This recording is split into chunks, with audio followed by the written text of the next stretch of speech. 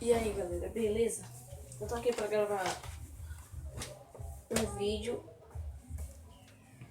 E pra quem não me conhece, meu nome é João Vitor, eu tenho 11 anos e eu sou de Amparo, da Paraíba.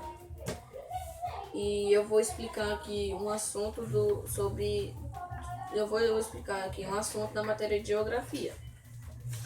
Aí, sobre o que eu vou explicar pra vocês é o uso dos solos.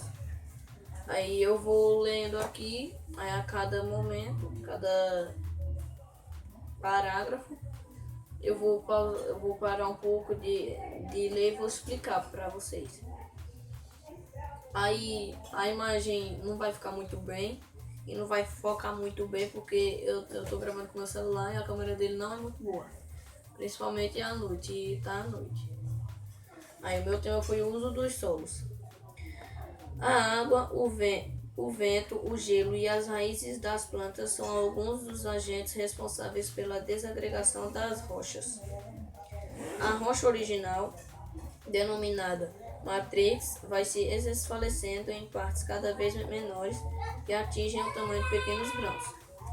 Então, aqui no começo está explicando que a água, o vento, o gelo e as raízes das plantas são os principais motivos que com os funcionários responsáveis pela desagregação das rochas, ou seja, pela desagregação da rocha original, que ela é denominada, ou seja, que ela é chamada de matrix. Aí a água, o vento, o gelo e as raízes das plantas vão esfacelando o matrix em cada vez menores. Aí o seu tamanho menor, o tamanho menor do matrix são pequenos grãos, que é o que você vê na principal parte do solo, que é onde você pisa. Por exemplo, se onde você mora for de terra, assim, não tiver rua, aí você sabe o que eu tô falando. Aí, ó. O conjunto dessas partes desagregadas, somando a matéria orgânica, é chamada de solo. Então, o matrix, que aqui na outra parte existem seis partes. Esse matrix tem 6 partes. Aí essas 6 partes, esse conjunto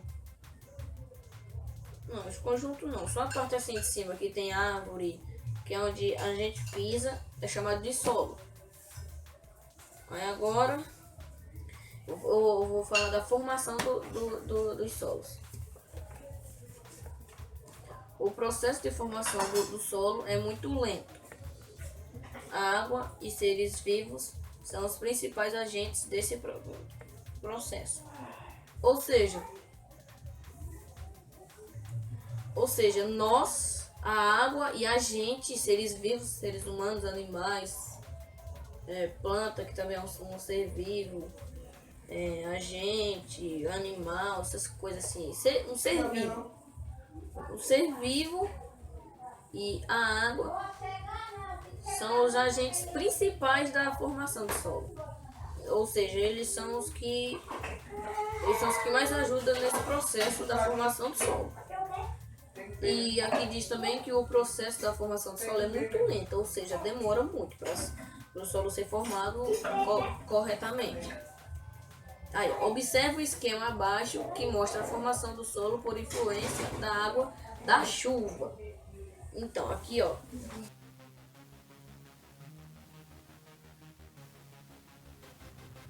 A raiz vai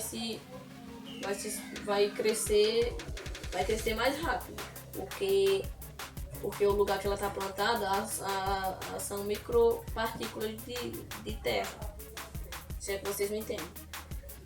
Aí um solo já maduro, que está na quarta etapa, que as plantas já estão bem crescidas,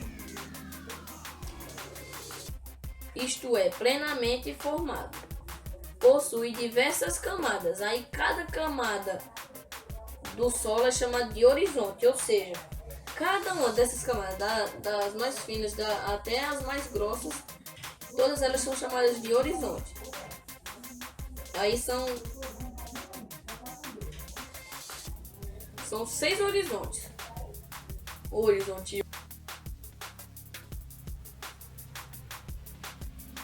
O, horizonte A, horizonte E, B, C e R. São 6 horizontes, ou seja, 6 camadas. O horizonte O, que é o primeiro horizonte, ou seja, a primeira camada do solo. É um solo com muita matéria orgânica. E essa matéria orgânica também é chamada de humus. Ou seja, essas plantas que estão ali no horizonte O são chamadas de humus. No horizonte A tem uma grande quantidade de mineral misturado às raízes, ou seja, aos humus. No horizonte E e B. Aqui são todos os dois igual.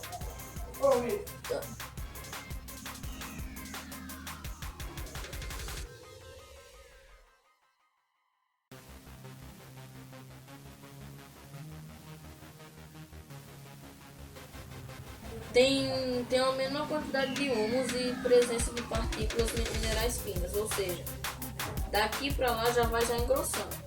Vai engrossando e já tem menos raiz, já aqui. Aí ó, o solo. Esse fenômeno é conhecido como intemperismo. Então, quando você ouvir alguém falando sobre o intemperismo, o intemperismo é quando a chuva cai no chão. Quando a chuva tá caindo, aí vai revelando. Por exemplo, se você morar em um lugar de terra, você pode ver que quando chove e forma aqueles caminhos, a terra vai cavando, tipo um buraco, onde vai passando a água. Aí aquilo ali é o fenômeno chamado intemperismo. Aí na segunda figura, que foi a segunda que eu mostrei, a rocha está fragmentada em diferentes tamanhos e na superfície já se nota a presença de vegetação. Então, na segunda figura, o fenômeno do intemperismo já aconteceu. Aí as pedras estão em diferentes tamanhos, pequena, grande, média.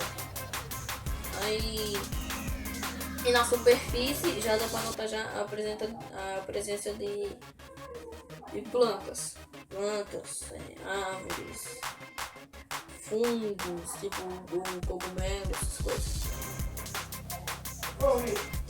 Tem uma menor quantidade de humus e presença de partículas minerais finas, ou seja, daqui para lá já vai engrossando. Vai engrossando e já tem menos raiz, já aqui. Aí ó, no horizonte C, as partículas de rocha são bem maiores. E a ação do intemperismo naquela região já é bem menor, porque já está muito fundo. Aí o intemperismo é complicado de chegar ali. Tem que ser uma chuva muito forte. E no horizonte R, que é o último horizonte, a rocha matrix ou rocha inalterada, que é a que eu falei para vocês aqui no começo,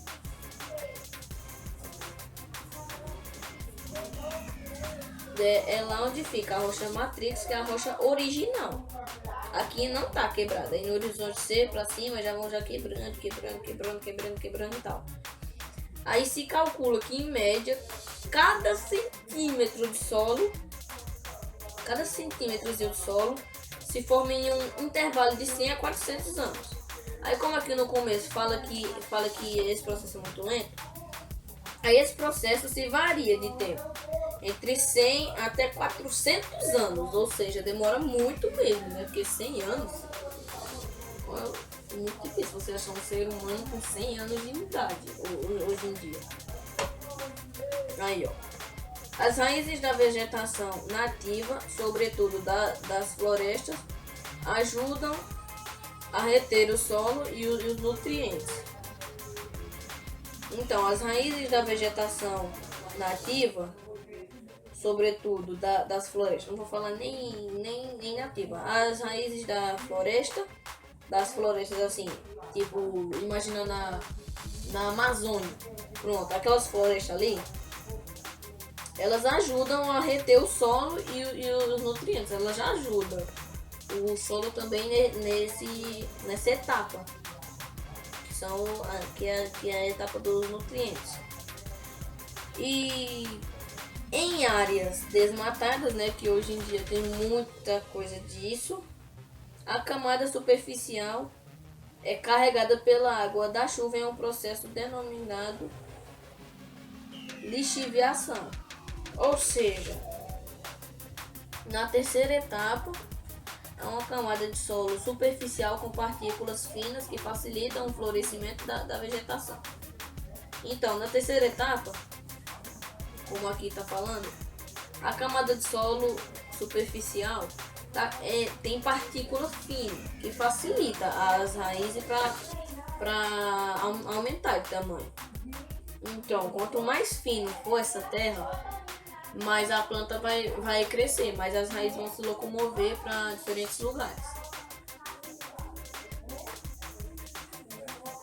E na última etapa, a vegetação está mais desenvolvida, com raízes maiores o que contribui para a desagregação das rochas mais profundas. Ou seja, na última etapa já dá para criar fungo. Os fungos já são criados, já tem alguns fungos, que é o cogumelo. Já aquelas árvores que chegaram na segunda etapa já estão bem mais desenvolvidas,